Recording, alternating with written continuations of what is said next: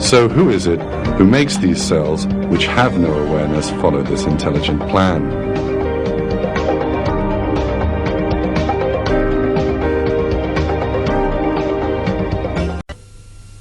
Bir yere gelir, rahme gireceği yeri seçer ve oraya yapıştıktan sonra aynı olan bütün bu hücreler nasıl oluyor da birdenbire bir yerden bir emir almış gibi hepsi ayrı ayrı yerlere göç ederek ayrı ayrı organların oluşmasını sağlamaya çalışırlar. Bu açıkça gösteriyor ki bu aynı olan hücreler, ne yapacaklarını bilmeyen hücreler, bütün genetiği, DNA'ları aynı olan hücreler bir yerden bir emir alarak bazıları beyni, bazıları kalbi, bazıları ise diğer organları teşkil ederler.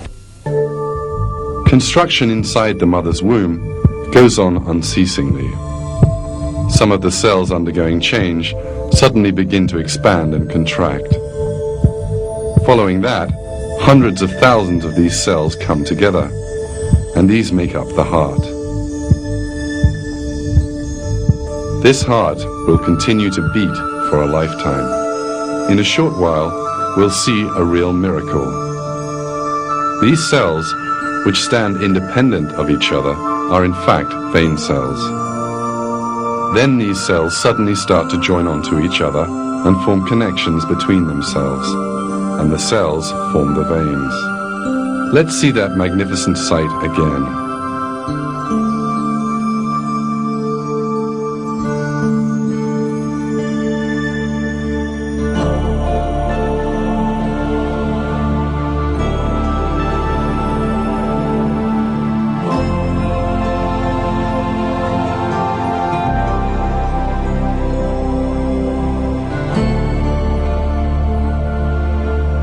How have these cells learned that they have to form a vein, and how can they do it? That is one of the questions that science has not yet found an answer to. The vein cells eventually make a perfect tubing system with no cracks or holes in it.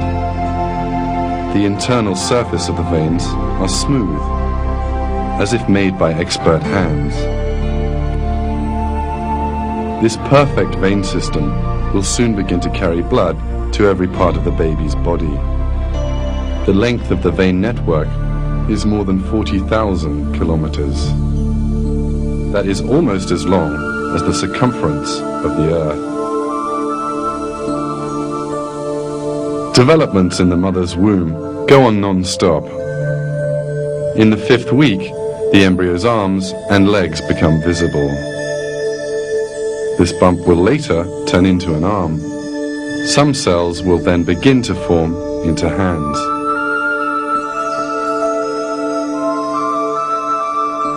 But in a while, some of these cells will do a most surprising thing.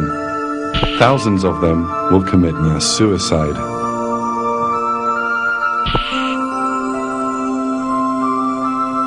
Why do these cells kill themselves?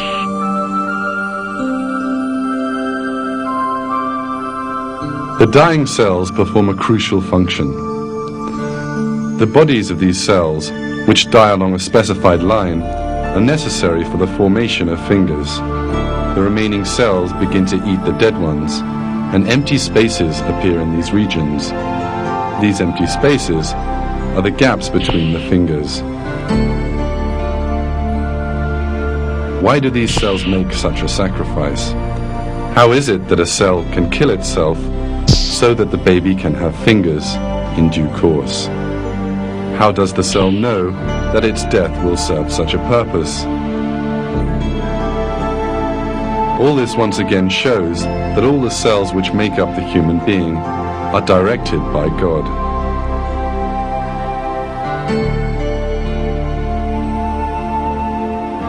At this point, some cells have started to make legs. The cells cannot know that the embryo will need to walk in the outside world. But still, they make legs and feet for the embryo.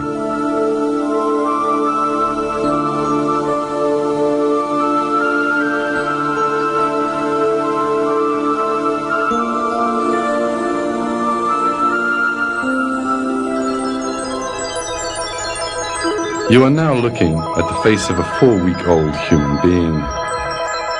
At this stage, 2 holes develop, one on either side of the embryo's head. It's hard to believe, but the eyes will be constructed in these holes.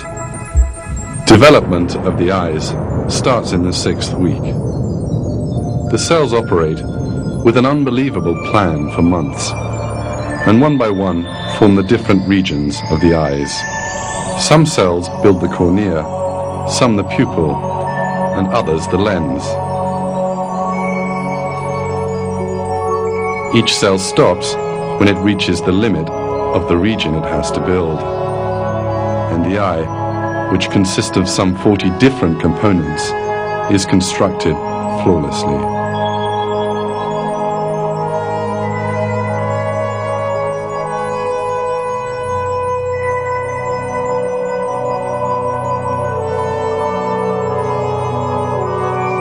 In this way, the eye, which is accepted as the world's most perfect camera, is brought into existence from nothing inside the mother's womb.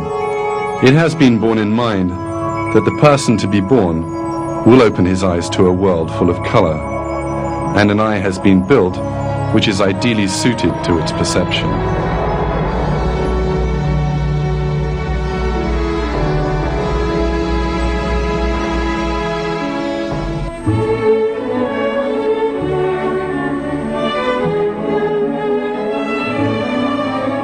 The sounds this as yet unborn person will hear and the music he will listen to have also been taken into consideration. The ears which will listen to that music are also constructed in the mother's womb.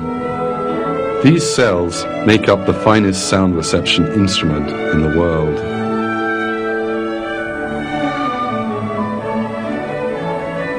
These scenes remind us once more that sight and hearing are in fact great blessings that God has bestowed upon us.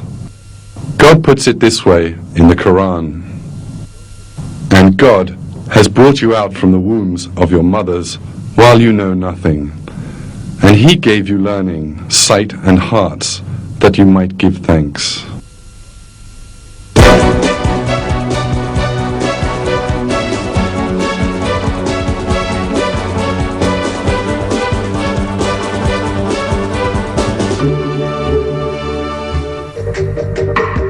All the information that we have so far given regarding the development of the embryo in the mother's womb has emerged from scientific research in the last 30 to 40 years. And this new information has enabled more new miracles of the Quran to be grasped.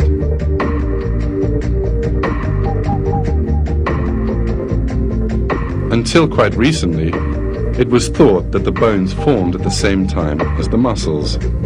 But the latest research has revealed a truth that human beings were unaware of. First, bone tissue develops in the embryo, and then muscle tissue forms around the bones.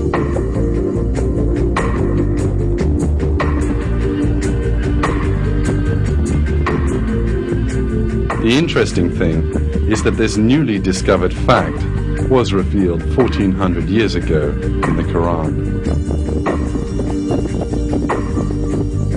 We then formed the drop into a clot, and formed the clot into a lump, and formed the lump into bones, and clothed the bones in flesh, and then brought him into being as another creature. Blessed be God, the best of creators.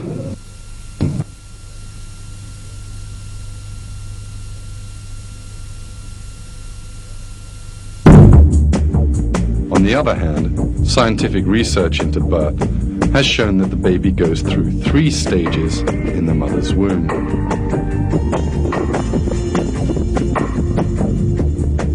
This fact is described in the following way in a textbook on embryology, Basic Human Embryology.